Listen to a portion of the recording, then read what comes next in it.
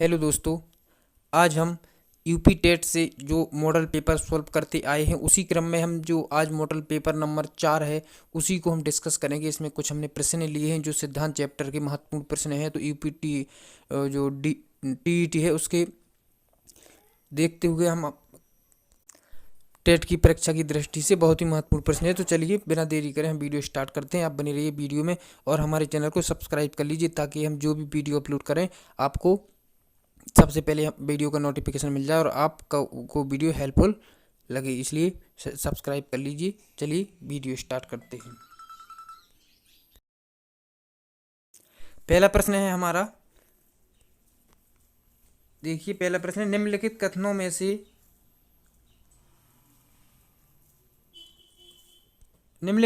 में से मानव विकास के संबंध में कौन सा कथन सत्य है। आपको बताना है कि जो जो कथन दिए गए हैं इनमें से जो मानव विकास के संबंध में कौन सा कथन सत्य है। तो हम चारों विकल्प नहीं पढ़ेंगे, एक ही जो सही है उसी को पढ़ेंगे, क्योंकि चार विकल्प पढ़ेंगे तो बहुत देर वो वीडियो लंबी हो जाएगी, इसलिए हम जो सही है उसी विकल्प को पढ़ते जाएंगे। देखिए जो सही विकल्प है आपका बी नंबर का, सामान्य से विशिष्ट की ओर।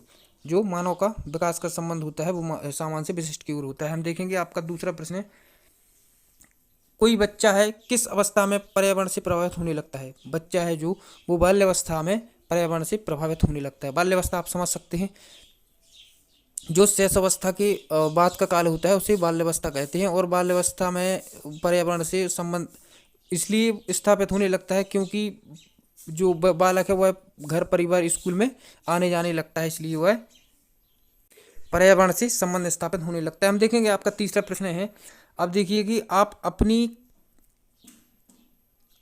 अपनी कक्षा के छात्रों को पूरी कक्षा में कहीं पर बैठने की अनुमति दे देते हैं। उसमें से कुछ छात्र समूह बनाकर पढ़ते हैं तथा कुछ चुपचाप बैठकर अपने आप पढ़ते हैं, परंतु आपकी कक्षा के कुछ छात्रों के अभिभावकों को यह सब पसंद नहीं आता है। इस स्थिति में आप क्या करेंगे, आपका तरीका क्या होगा।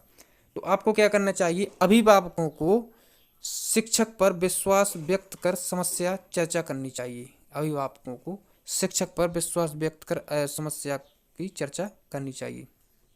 तो आपका B option is right answer. हम देखेंगे आपका चौथा प्रश्न है, निम्न में से किसने सामाजिक अधिगम सिद्धांत का प्रतिपादन किया था। तो आपको पता होगा कि बांडुरा और बाल्टर्स ने। इस प्रकार यह जो जो प्रश्न लिए हमने सिद्धांत चैप्टर के हैं, और जो आगे का आपका जो वातावरण वंशानुक्रम चैप्टर है उससे भी हम प्रश्न लाएंगे। तो देखिए इनको हम डिस्कस करते हैं। आपका जो पांचवा प्रश्न है आप इसको देख सकते हैं, थोड़ी आवाज़ सही नहीं आ रही होगी, हमें सर्दी है इसलिए। अब देखेंगे पांचवा प्रश्न है, मानव विकास के संबंध में पुनर्बलन सिद्धांत निम्न में से किसने प्रतिपादित किया था। पुनर्बलन आपको पता होगा, पुनर्बलन सिद्धांत डॉलार्ड और मिलर ने प्रतिपादित किया था। निम्न में से कौन सा सिद्धांत बाल विकास में वातावरण संबंधी कारकों को ही महत्व देता है। तो सामाजिक अधिगम का सिद्धांत। हम देखेंगे आपका सातवां प्रश्न है, आपका जो सातवां प्रश्न है उसको हम देखेंगे,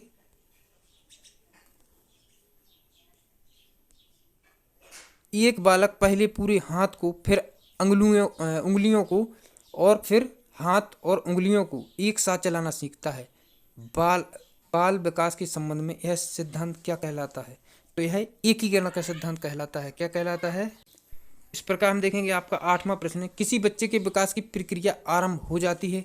तो बच्चे के विकास की प्रक्रिया माँ के गर्भ से ही आरंभ हो जाती है, क्योंकि वह जो जब वो माँ के गर्भ में होता है तो उसके जो शारीरिक विकास है वह होने लगता है, तो विकास की प्रक्रिया आरंभ हो जाती है। हम देखेंगे आपका नौवां प्रश्न है, विकास कभी ना रुकने वाली एक प्रक्रिया है। यह तथ्य संबंधित है किससे है, निरंतरता के संबंध से।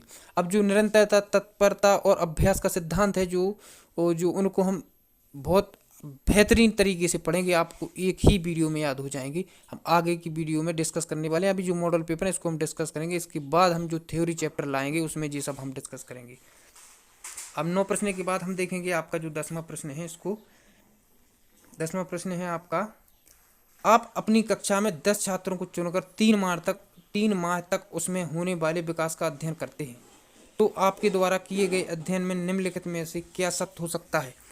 तो इनमें से क्या सत्य हो सकता है, सभी छात्रों में विकास अलग अलग दिशा में हुआ।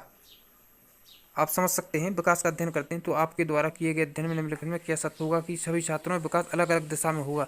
मतलब कि जो छात्र हैं उसका विकास एक ही प्रकार से नहीं होगा। हम देखें 11वां प्रश्न है, बाल विकास की शैक्षिक निहितार्थ से संबंधित नहीं है। क्या नहीं है? पिछड़े और गंदे क्षेत्रों में लोगों की सेवा के लिए ना जाना, यह विकास के शैक्षिक निहितार्थ के संबंधित नहीं है। हम देखेंगे 12वां प्रश्न है, अपनी कक्षा का एक छात्र कक्षा में काफी बात करता है, आप उसके विषय में पता करते हैं तथा आपको पते हैं कि वही छात्र अपने घर पर भी बहुत कम बात करता है, तो आप उस छात्र के विषय पर निम्न में से क्या विचार करेंगे? छात्र क्लास में तो बहुत बात करता है, तो उसका मतलब क्या है? उस बच्चे को उसका घर पसंद नहीं है। आप यह अनुमान लगा सकते हैं, लेकिन यह गलत होगा। शिक्षकों की यह मांग है कि बच्चे विद्यालय में खूब बात करें, यह भी गलत होगा। विद्यालय प्रत्येक समय बच्चों को खूब बातें करने का अवसर देता है, गलत। उस बच्चे के विचारों को विद्यालय में मान्यता मिलती है, इसलिए वह ज्यादा बात करता है। डॉलर और मिलर के अनुसार अधिगम को कितने प्रमुख अवयवों में बांटा गया है? तो 4 प्रमुख अवयवों में बांटा गया है। हम देखेंगे आपका 14वां प्रश्न है। 14वां प्रश्न है, विकास की गति होती है। आप समझ सकते हैं जो विकास की गति कैसी होती है? निश्चित होती है विकास की गति। मतलब ऐसा नहीं कि जो विकास की गति है वह निश्चित होगी कि इस प्रकार से इसका विकास होगा। आपकी कक्षा की एक छात्रा रजनी की लंबाई पिछले वर्ष की तुलना में 6 इंच बढ़ गई है, उसके इस परिवर्तन को आप क्या कहेंगे? तो रजनी में वृद्धि तेजी से हो रही है।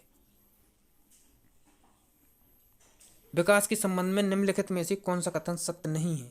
तो विकास के संबंध में कथन सत्य कौन सा नहीं है? किसी बच्चे में वृद्धि और विकास की गति को ध्यान में रखकर उसके आगे बढ़ने की दिशा और स्वरूप के बारे में भविष्यवाणी नहीं की जा सकती है। यह कथन आपका सत्य नहीं होगा। देखेंगे 17वां प्रश्न है और इस वीडियो का लास्ट प्रश्न है, विकास प्राणी में प्रगतिशील परिवर्तन है जो निश्चित लक्ष्यों की ओर निरंतर निर्देशित होता रहता है। यह कथन किसका है? तो यह कथन है ड्रेवर का। आपकी जो जीन पियाजे हैं, फ्रायड हैं, हरलॉक हैं और जो पावलाव, स्किनर और जो सब जो सिद्धांत हैं सबको हम एक एक करके वीडियो बाय वीडियो में लाते रहेंगे और आपको जो बेस्ट से बेस्ट स्टडी कंटेंट प्रोवाइड करते रहेंगे। सो हमारे चैनल को सब्सक्राइब कर लीजिए, आपको वीडियो से लाभ जरूर मिलेगा। सो मिलते हैं अगले वीडियो में, जब तक अपनों का ख्याल रखिएगा। Thank you to all of you.